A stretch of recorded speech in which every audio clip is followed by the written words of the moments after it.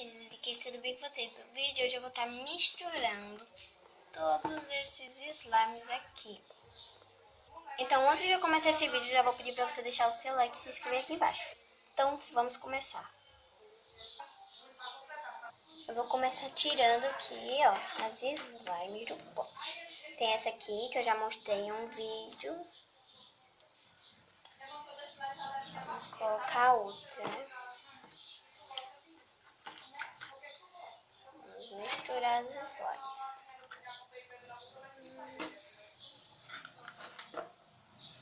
Vamos para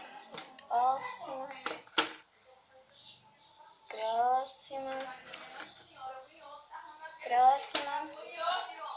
E próxima. Acabei aqui as slimes, agora vamos misturar. Vamos ver que cor que vai ficar. Gente, olha que grande. Ela ficou grande. E ela tá bem grande. Olha isso, gente. Tem algumas slimes que fazem o clique.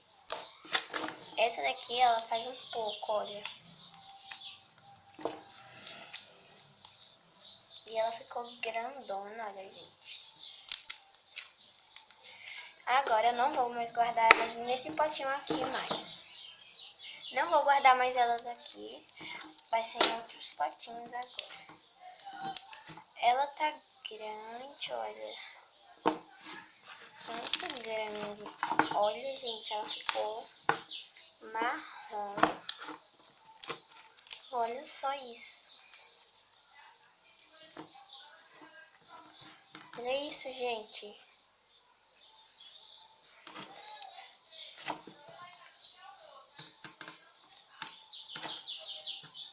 Ficou muito grande.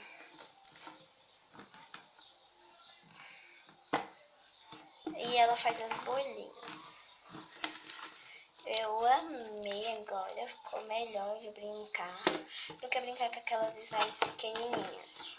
Olha o tamanho disso, gente, ó. Pra brincar bastante. E ela tá grudando um pouco. Comecei a jogar um pouquinho de bicarbonato de sódio com água caricata.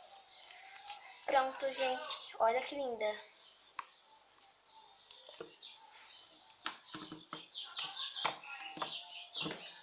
Ela faz o clique agora. Ela tem bolinhas.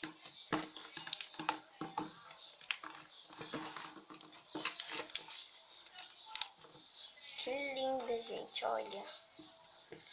Olha isso, gente. Que linda. Então foi isso, gente. Espero bastante mesmo que vocês tenham gostado. Se gostaram, se inscrevam no canal e deixe o seu gostei. Ai, gente, ela gruda. Olha que slime linda.